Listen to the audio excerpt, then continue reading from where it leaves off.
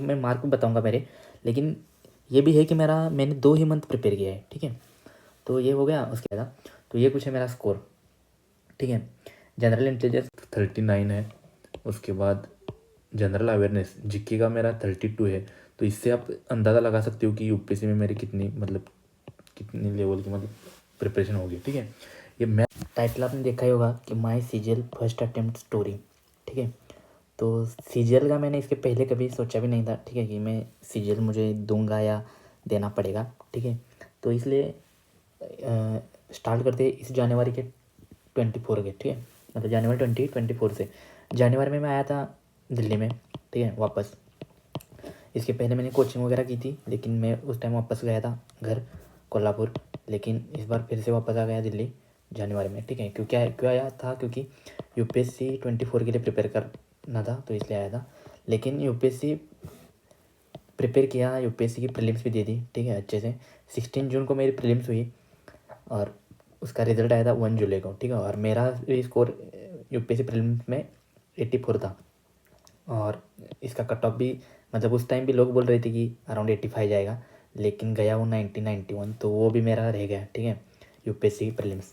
तो उसके बाद वो तो मेरा क्लियर नहीं हो पाया, तो उसके बाद मेरा पास ऑप्शन ही, मतलब दूसरा कोई नहीं था, ठीक है। मेंस तो मैं प्रिपेयर नहीं कर रहा था, क्योंकि मेंस में तो मैं नहीं हुआ था, ठीक है। तो और वैसे भी मुझे कोई ना कोई, मतलब मैं घर से भी, मतलब ये ठान के आया था कि इस साल कोई ना कोई मतलब जॉब चाहिए, ठीक है।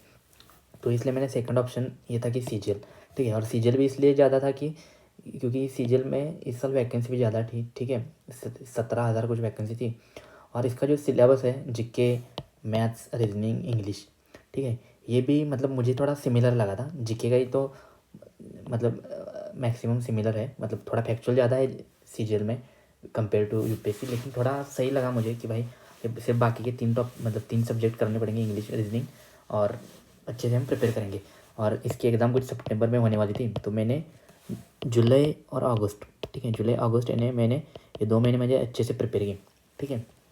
तो ये आपको इसमें मतलब आगे मैं मार्क भी बताऊंगा मेरे, लेकिन ये भी है कि मैंने 2 ही मंथ प्रिपेयर किया है, ठीक है। तो ये हो गया। उसके बाद 11 सितंबर को, मतलब ऑलमोस्ट मेरी पहली शिफ्ट थी, मतलब जो फर्स्ट या सेकंड डे था उसी दिन मेरी शिफ्ट थी सीजीएल की, ठीक है। तो पेपर भी सही गया था, ठीक है। लेकिन इसके पहले एक प्रॉब्लम ये हुआ था कि 25 अगस्त से, ठीक है, मतलब अगस्त के एंड में से मुझे टाइफाइड हुआ था, ठीक है। तो उसका फीवर था मुझे बहुत।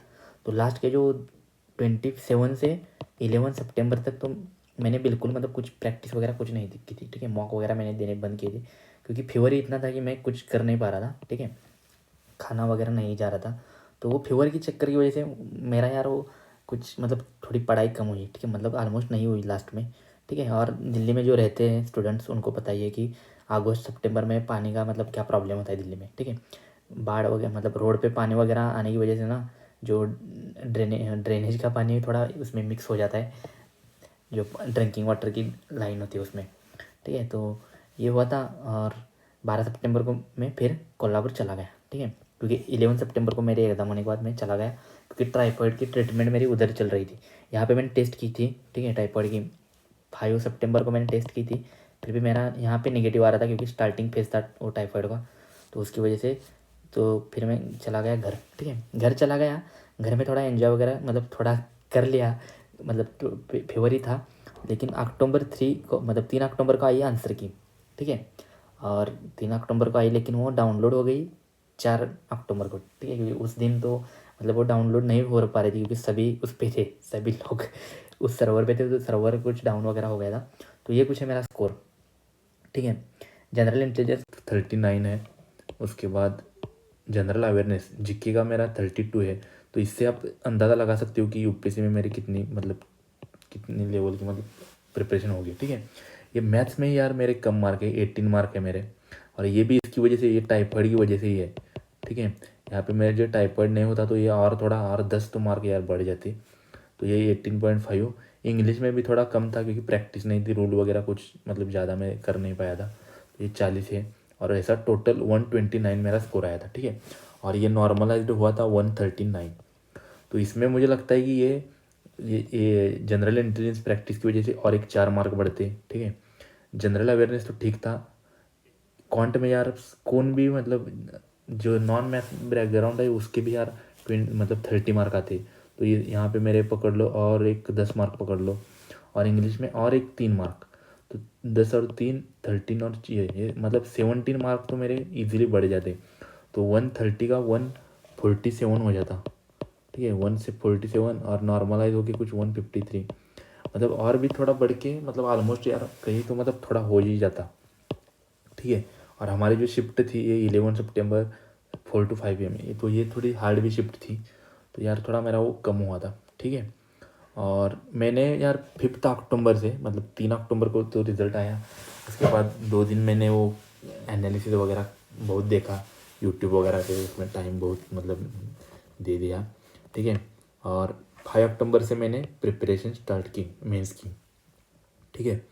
तो उस वो स्टार्ट की उसके लिए, और मेरे पास लैपटॉप भी नहीं था, तो लैपटॉप भी मैंने बाई किया भाई मेंस के लिए, ठीक है, जो अभी भी है मेरे पास, ठीक है। और 22 अक्टूबर को मैं फिर वापस आ गया दिल्ली, ठीक है। 22 अक्टूबर तक मैं दिल्ली ही था, मतलब घर में ही था, क्योंकि डॉक्टर ने बताया था कि थोड़ा अच्छे से रिकवर हो जाओ और फिर ही वापस जाओ दिल्ली में, क्योंकि आप रिकवर होने के बाद जाओगे और कुछ होगा तो मतलब क्या, मतलब आगे क्या होगा कुछ पता नहीं हो सकता, ठीक है, मतलब पता नहीं चलता। और वैसे भी यार ऐसा है कि जो हमारे मतलब यहाँ पे भी मैंने ट्रीटमेंट ली थी, लेकिन उन डॉक्टर का मतलब कुछ रिजल्ट ही नहीं आ रहा था। 2 डॉक्टर मैंने यहाँ पे किए थे, तो जो कोल्हापुर में गया था तब वो डॉक्टर की वजह से 16 इंजेक्शन मेरे वगैरह हो गई थी, तो उसकी वजह से ये हो गया, ठीक है, मतलब रिकवर हो गया। उसके बाद मैंने 22 अक्टूबर के बाद मैंने टाइपिंग प्रैक्टिस भी चालू की थी, ठीक है। और जब रिज़ल्ट लगा ना तब भी मैं टाइपिंग की प्रैक्टिस ही कर रहा था, कंप्यूटर भी किया था राधिका मैम, वो जो आरबी की चैनल पे उनके वीडियो थे वो, ठीक है। उसके बाद असर्शन, असम्पशन, कंक्लूजन, वो भी टॉपिक मैंने अच्छे से किए थे भाई, ठीक है। और उसके साथ मैं मैथ्स ऑप्शनल की भी क्लास मतलब कर रहा था, मतलब इन नवंबर, ठीक है। और फिर रिज़ल्ट आया कल 5 दिसंबर को। टाइपिंग प्रैक्टिस कर रहा था, टेलीग्राम पे PDF मैंने देख ली, पर हमारे SSC चैनल है ना, तो उनके चैनल पे मैंने देख ली। और JSO का कट ऑफ देख के ही मुझे भाई शौक लगा था कि JSO का कट ऑफ भी 167 है, तो भाई सी मतलब जो अदर पोस्ट है उनका मुझे लगा कि भाई कट ऑफ तो ज़्यादा जाने वाला है, ठीक है। तो भाई वो कट ऑफ तो कितना 153 गया है, और मेरा नहीं हुआ है, ठीक है। और वैसे भी यार मैं 2 मंथ में प्रिपरेशन किया है, ठीक है। और मैं ये क्यों मतलब पूरी स्टोरी बताइए, क्योंकि यहाँ पे मैं कुछ झूठ नहीं बोल रहा हूँ, कि मैं ये नहीं बोलूँगा कि 2 महीने में मैंने 140 निकाल दिए, तो ये सच में है, ठीक है। क्योंकि भाई हमारी 16 जून तक तो UPSC ही थी, ठीक है, यानी UPSC मैंने दी है, ऐसा नहीं कि UPSC नहीं दी और मैं यहाँ पे फेंक रहा हूँ। UPSC दी है, UPSC का रिजल्ट आया है 1 जुलाई को, और रिजल्ट आने के बाद ही हम कुछ आगे का सोचते हैं। जैसे कि अभी CGL का रिजल्ट आया है मेंस का, प्री का, तो 5 दिसंबर के बाद ही हम आगे का सोचेंगे ना, ऐसा नहीं कि रिजल्ट के पहले ही हम कुछ डिसीजन लेते। तो 1 जुलाई मतलब जुलाई और अगस्त, ये 2 महीने ही मैंने प्रिपेयर करके इतना मेरा स्कोर आया है। और ये भी ये हुआ कि भाई वो लक ही मेरा ऐसा था कि एग्ज़ाम के पहले 15 दिन मुझे टाइफाइड हुआ था। मतलब ज़िंदगी में पहली बार ऐसा हुआ है कि कोई एग्ज़ाम के पहले मुझे टाइफाइड हुआ है, और मुझे नहीं लग रहा था कि भाई इसका टाइफाइड का मतलब इम्पैक्ट पड़ेगा या टाइफाइड ही होगा वो, ठीक है। तो यही है अभी लर्निंग, ये है कि 140 मेरा स्कोर है, 153 कट ऑफ है, ठीक है। अभी जो CGL 24 आएगी, 25 आएगी भाई, तो 25 में अभी टारगेट है मतलब रहना चाहिए 160, ठीक है। और 160 भी PYQ में नहीं, तो ऑलिव गोल्ड में 160 चाहिए, 160 150 भाई, तभी कुछ हो सकता है। क्योंकि भाई अभी तो मतलब 25 के लिए तो पोस्ट भी कम रहेगी, इतनी 18,000 नहीं रहेगी, 8,000 की कुछ रहेगी, तो इसमें भी कंपटीशन काफ़ी हाई होने वाला है। और डोंट इग्नोर हेल्थ, ठीक है, मतलब हेल्थ में मेंटली भी हेल्थ और फिजिकली भी हेल्थ, डोंट इग्नोर, ठीक है, नहीं तो भाई काफ़ी आपको बैकफायर होगा, ठीक है। और दूसरा है कि जब टाइम है तब अच्छे से पढ़ो, ठीक है। जैसे कि मेरे पास जुलाई था, अगस्त था, उसमें मैं तो पढ़ रहा था, फिर भी अगस्त के एंड में मुझे टाइफाइड हुआ और पढ़ाई मेरी रुक गई। तो इसका ये मुझे था कि मैंने जुलाई और अगस्त में पहले से और अच्छे से प्रिपेयर करना चाहिए था, ठीक है।